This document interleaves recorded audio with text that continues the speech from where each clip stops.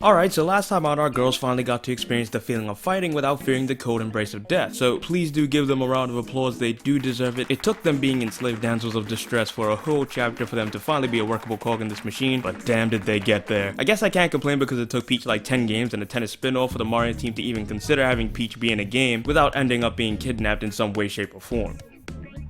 What was I talking about again? Oh yeah, clearance. So this was the first time both of them felt like functioning members of society rather than feeling like potholes that we have to keep looking out for. So after watching the girls digivolve from girls to women, we had to deal with a more traditional threat, which were the horsies, but because I watched the girls literally carry the team, much like how Cola carries Moist Esports on the last map, I finally felt like I could use them against normal melee units. Though I can admit that choosing the drugged up horses as a test for my legally blind faith was probably a poor choice, admittedly. So we did end up losing to the mutant horses because of course we did, and of course the unit that died was Robin. Don't ask me how, I personally like to think it's because he brought a pony to a bullfight and nothing to do with my poor planning skills. Anyway, we lost, so now we have to do it all over again. Okay, so we kinda got worked when we tried to beat this map even though there are literally only 3 enemies, but we did learn one thing other than, wow, these things hit like a cricket bat made of hot lead, which was that Robin can actually hit these monsters more than once, which sounds like useless information.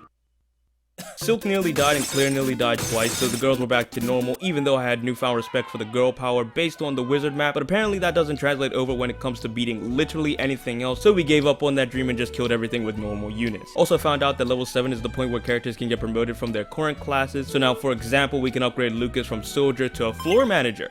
Obviously. So anyway, we were having a hard time hitting these paladin units because they would only position themselves in bushes. So between these paladins and the wizards constantly huddling themselves in trees, I'm starting to hate vegetation in its entirety. I might go vegan out of spite. Regardless, we finished off the level, and for the record, the way we finished it was strange because it was a combined effort between both my archers landing attack that they would not normally land, but somehow both of them managed to surprise me. What if we can kill from distance? Oh, he landed it. He definitely did land it. Now Python's been really bad with the accuracy, so I'd be surprised if he could, but it would make my day if he could just kill it in this next hit.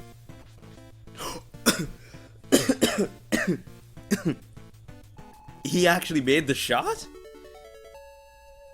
Almost killed me. After nearly choking to death, we finally reached a town, which was good for my desire to play this game because my tolerance for getting my head kicked in has been taking massive amounts of damage over these past few levels, and hopefully seeing some probably poorly translated English would make it all worth it. So first off, there seemed to be one of those edgy teenager types huddled in a corner that I took note of and promptly ignored because they were probably going to be important, so we saved that for later. So instead, I talked to one of the fodder NPCs, which turned out to be a trader, as in, I'm a trader of goods such as potions, food, and mostly weed, and not as in, how dare you betray me, you filthy traitor! What this trader does is allow you to send items to the Celica group, which serves no purpose to me because currently if any trading needs to happen, it would have to be from Celica's group to Alm's group because, let's be honest, the boys have been put through the ringer more than the Sailor Scouts over there, so no items will be moved. The next person I talked to was someone telling us that one of our liberation soldiers was being held captive in a castle and was going to be killed, and it also turns out that this soldier was the little sister of that edgy teenager type character I had noticed earlier. Who is this though? This is the person I've been most interested in as soon as we got her.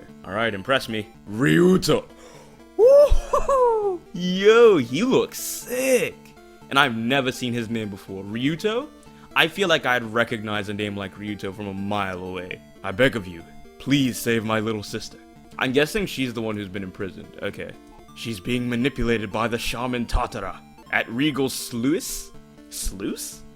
Slice? Looks like a mix between slime and juice. And I don't think I'm a fan of that little combination he's got there. If Tatara is defeated, the spell on Dude should break. What are all the...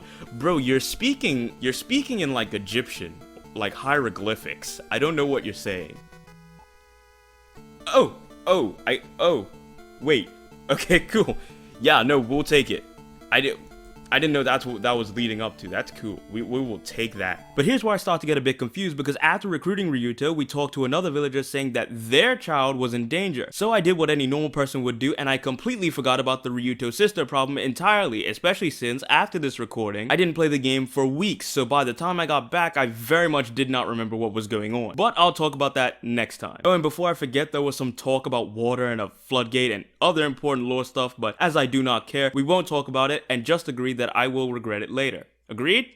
Agreed. Valencia is split by a deep gorge. The floodgate exists to store water in the gorge, but if it isn't open periodically, the water overflows. The Regalian army has occupied the gate and is keeping it closed. So we're not getting any water. Oh, that's the whole crop problem. Oh, you all should have told me it was the weed issue. Then I would have been more worried. Please, you must somehow open the gate before Sophia floods. Wait. Oh no, Wait, I'm stupid. Before it floods? Wait, so it's been... Oh, so the water's been piling up and it's not been able to flow through. So it's been flooding.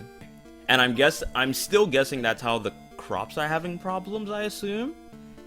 Something to do with, like, since the water's not flowing through the floodgate anymore, it's not hydrating the water, the crops, something. Let me listen to that again.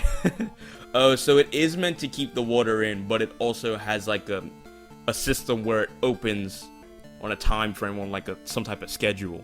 Okay. The Regalian army has occupied the gate and is keeping it closed. Please, Lord, you must somehow open the gate before Sophia floods. Okay.